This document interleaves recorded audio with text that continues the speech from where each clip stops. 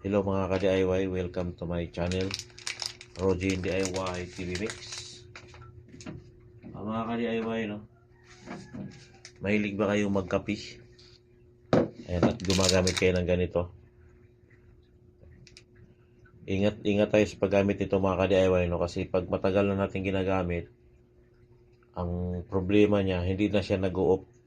Ayan. Bali ito pala, mga 5 years na ito gamit namin. So ayan, pag i-on natin, ayan, may tubig na yan. Tingnan natin yan, hindi na siya nag-o-off. Napansin ko nung nakaraang araw, hindi nag-off. Nung kumukulo siya, hindi ko napansin na matagal na pala siya kumukulo. Umiinit lahat to, init. Kaya mag-ingat tayo sa mga ganito mga ka-DIY, no? Dahil hindi natin alam kung kailan sa bumibigay, no? Kaya mag-ingat tayo sa mga ganyan. Ayan, tingnan mo. Tingnan nyo mga ka-DIY. Kukulo na siya. Ang ano nito, pagkulo niya, dapat mga 30 seconds or mga ilang segundo lang, mamamatay na siya. Pero ngayon, hindi na mamamatay siya. Ayan, pakulo na yan. Ayan, pakulo na siya. Ayan, umuusok na. Kumukulo na yan. Pero hindi pa siya mamamatay. Pero ito, iinit na to. Ayan, kulong-kulo na siya. Pero hindi pa rin siya namamatay. Dapat yan, mamamatay na siya. Oh. Ayan, kulong-kulo na siya. Tapos ito, umiinit na. Ayan, umiinit na siya rito. Ito, umiinit na rin. So, bunutin muna natin, no? Ayan. Ayan mga ka-DIY, ito, umiinit na rin. So, ingat tayo pag maggamit tayo ng ganito mga ka-DIY, no? Dahil hindi natin alam kung kailan masisira. Okay? So, butig-tingin muna natin ito mga ka-DIY, no? Mag-order muna tayo ng sweets. Ganito lang mga ka-DIY, no? Sundan nyo lang tong video natin. Ayan, sa mga gustong mag-order ng online, no? Na hindi natin alam ang pangalan ng order natin. Ganito lang mag-order mga ka-DIY, no? Ayan, punta kayo sa Shopee. Ito Shopee.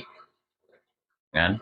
Tapos nakita to may camera sa taas, no? Ito sa may camera sign sa taas. Pipindutin natin yan. Ayan. Tapos ayan, may camera na siya. Open na, ayan. Tapos ito yung bibili natin, no? Ito yung pisa ng yung electric kettle natin, no? Ayan, ito yung pisa. So, picturean lang natin yan mga ka-DIY, no? Ganyan lang siya, oh. Ayan, ganyan lang siya. Sa mga gusto mag-order to ng pizza na hindi alam, no? Hindi alam yung pizza. Ayan, picturean mo lang yan. Ayan, click mo lang. Ayan, nandyan na. O, ayan. Ayan na, mga ka-DIY, automatic na siya. Ayan, order mo na siya diretso. Ganun lang mag-order mga ka-DIY, no? Ganun lang ginawa ko sa ating electric kettle para makuha ko yung ano kasi hindi ko alam yung pizza na yan. So, ganun lang pag-order mga ka-DIY, no? Okay? Ito na yung ating pizza para sa ating electric kettle, no? Ayan, dumating na.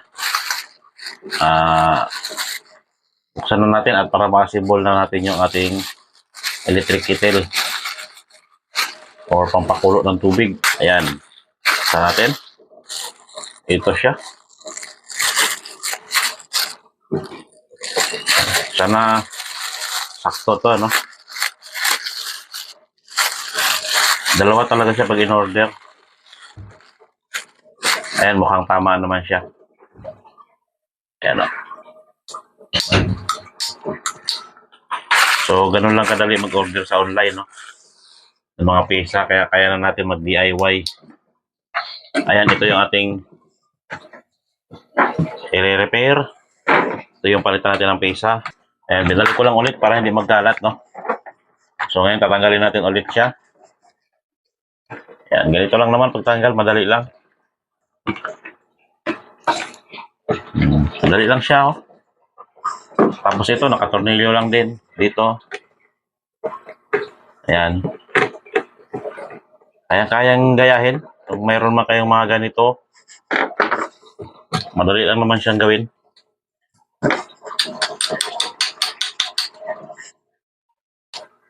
Tapos ito, sisikwatin nyo lang. Yan. Tanggal na. Tapos ito, hatakin mo lang. Tanggal na siya. Ito, ganoon din. Hatakin mo lang naman.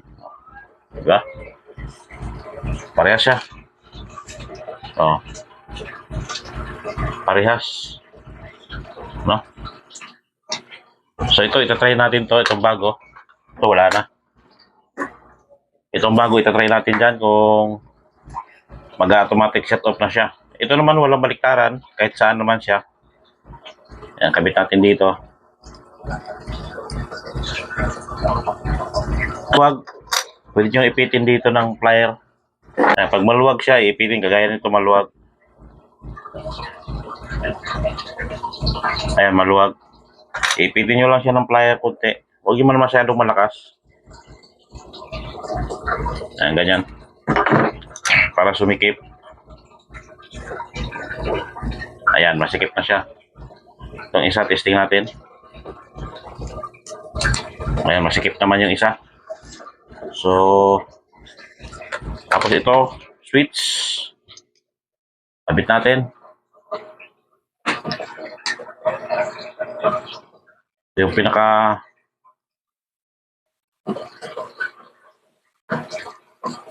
ito yung pinakahawakan niya. Cover. Or takip. Yan. Yan. Ganun lang siya. Tutulak lang. Ayan. Ngayon, kabitan natin to para makita, matesting kung okay ba siya. Meron siyang groove dito. Ayan o. Tatapat nyo lang dyan sa groove. Tapos gaganyan nyo lang o. Sorry.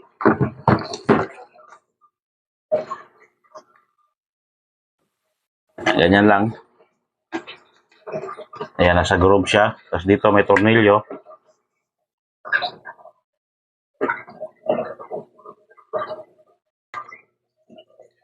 Ayan. So, ito yung luma. Ito na yung bago.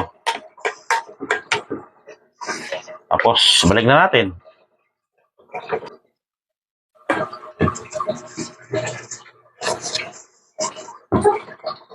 Yung tornilyo. Ito.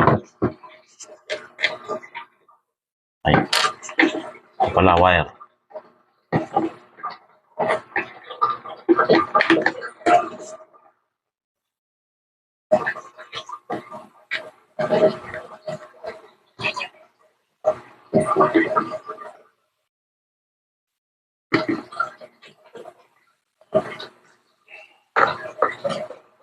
Ayan, ganyan lang kadali mga ka-DIY, no? Ayan, ganyan lang kadali mga ka-DIY, no? Ayan, no? Oh. So, nakabit na. Try natin. Ayan, may tubig na yan, no? Subukan natin.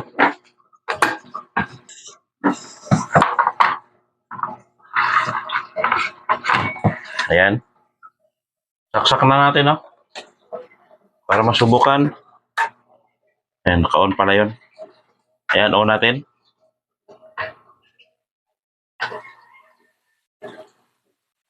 Ayan, makita na natin kung mag-off talaga siya. Dahil ito bago na siya. Dahil ito lang talaga may diferensya. Ayan.